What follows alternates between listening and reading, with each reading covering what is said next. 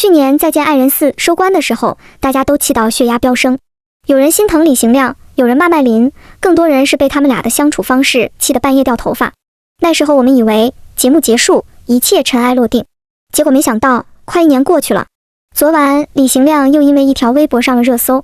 好家伙，这位哥经过1年的沉淀，终于开口总结经验了。那我们就来看看他这1年到底悟出了什么道理。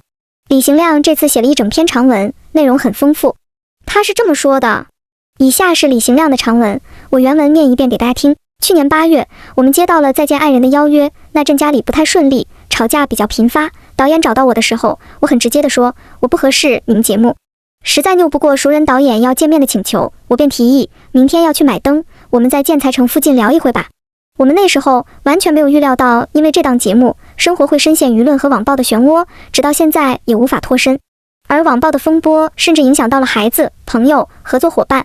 作为伴侣、孩子的父亲，今天我必须站出来保护我的家人，顺便也想让大家了解一下争议之外我们这一路真实的经历。在上这档综艺前，我们知道《再见爱人》是一档婚姻观察类的节目，而我作为选秀出道的艺人，更加了解综艺节目的制作过程。它要在有限的篇幅里集中展现婚姻问题，引起大众关注、思考、讨论。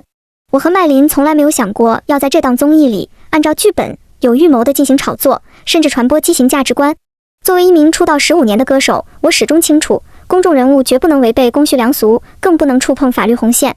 在节目录制的18天里，我和麦琳的冲突、矛盾确实是真实存在的，但现实生活中，我们不是只有争吵，现实中的我们也不是被大家标签化的样子。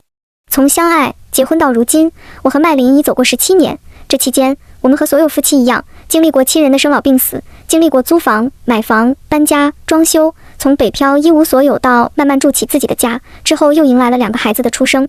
这些年，我们一起扛过了人生很多难关，有相互安慰、彼此治愈的温暖时刻，也有过激烈争吵、想要分开的崩溃瞬间。每一段感情都有它的复杂性，我们不完美，但我们确实比其他人更了解彼此。节目播出前，我们曾预想，这期节目我们大概不会是网络关注的焦点，毕竟妻子麦琳是素人，而我只是个小歌手，观众大概率不认识我们。可当节目播出后，面对网络上铺天盖地的讨论，一轮又一轮的热搜，我们懵了。热议之后，随之而来的是满天飞的谣言。那阵子有很多冒充我们身边的朋友、同学、同事，随口编造根本不存在的事情。现在回想起当时的状态，脑子好像一团浆糊。外人看着我们还能继续正常生活、处理工作，可只有我们自己知道，内心早已千疮百孔。很多个夜晚，我和妻子麦琳坐在客厅的沙发上，绝望地落泪。那段时间，自责、愧疚、迷茫，各种情绪在心里翻涌，压得人喘不过气。我们看了网上的一条条留言评论，好的、骂的，我们都看到了，也跟着网友作为旁观者，在电视机前看完了这一整季的节目。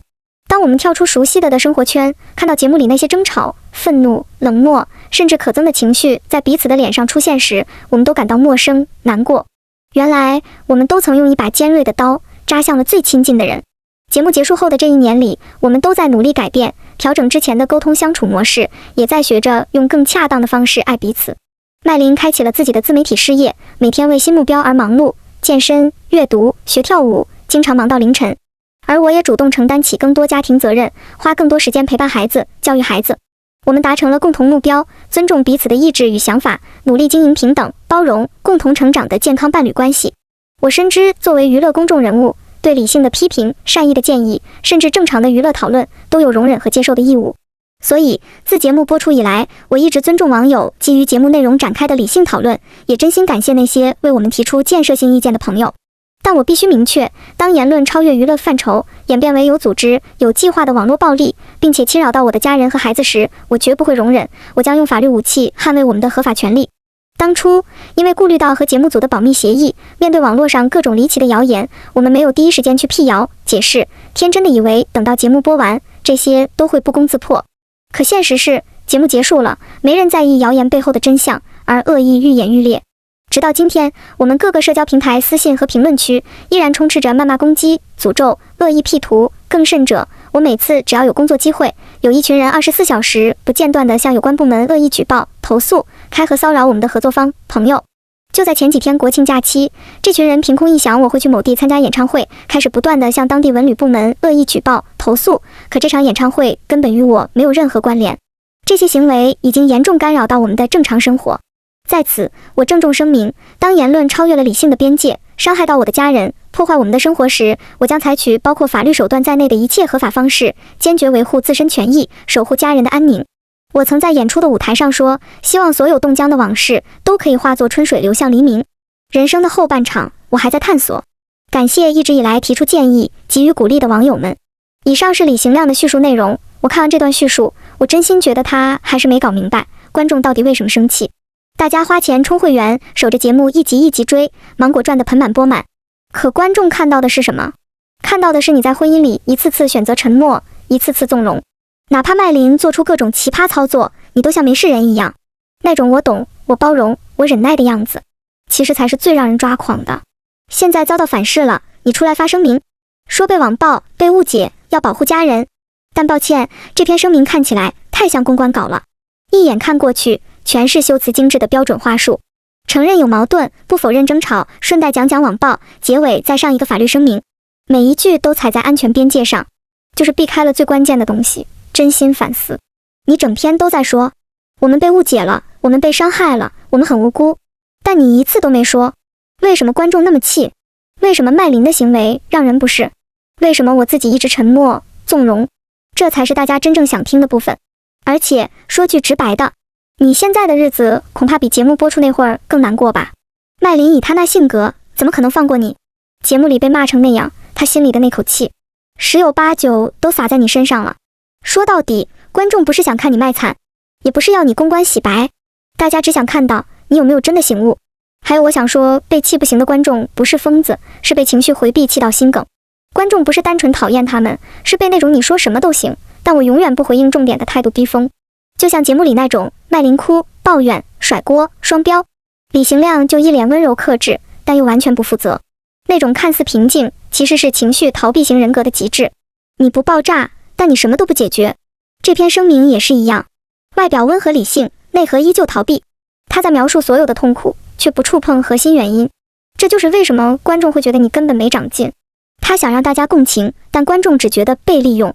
他花大段篇幅讲我们也有家庭，有孩子，有苦衷，想营造出我们其实和你们一样。可观众心想，你们拿婚姻上综艺赚钱的那一刻就不一样了。而且节目播出后，麦琳不但没沉默反思，还去直播间笑呵呵卖货，常常还叫观众反思。正常的网友根本不买账，只有营销号还有跟他同频的人才会去看他直播。现在他又出来扮受害丈夫家保护家庭的好男人，这组合拳打下来，观众能不觉得被戏弄吗？他最失败的地方是想洗白，却更坐实了妆。他在文里反复强调节目里的冲突是真实的，我们不完美，但观众看完的感受却是，你连现在的文字都不真实。你可以不完美，但不能假装反省；你可以承认被骂委屈，但不能跳过问题直接谈网暴。如果要一句话总结这篇声明，李行亮只是被现实教育。观众气的是他到现在还没明白，节目让人难受的从来不是夫妻吵架，而是他们那种把自欺当温柔，把逃避当爱意的婚姻方式。因为当你选择上综艺，把婚姻摆到镜头前，你呈现的婚姻价值观就不再只是你自己的事。你在节目中一次次地纵容、隐忍、妥协，却又不断刺激麦琳最敏感的神经，让观众看见她的所有缺点被放大。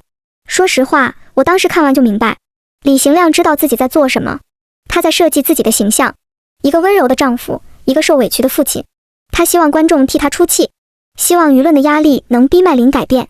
他其实不想离婚，因为他们俩真的最合适，一个想被拯救，一个擅长隐忍。他们是彼此的镜像，也是彼此的困局。问题是，李行亮从头到尾都在展示委屈，却从没真的处理问题。而一个只懂得展示伤口，不去疗愈的人，终究会被自己的懦弱拖垮。最后，我还是想说，希望大家给他们一点空间吧。毕竟节目组拿走了热度和流量，他们拿到的也不过是几笔通告费。风波过去，他们还得继续过日子。你们说呢？没有不开心，我只是刚刚突然间讲起，其实没有大家想的，就是可能有些人会一直觉得我过得特别好，然后你就得到了很多的关注，我应该很开心，然后日子过得很顺遂，其实没有啦。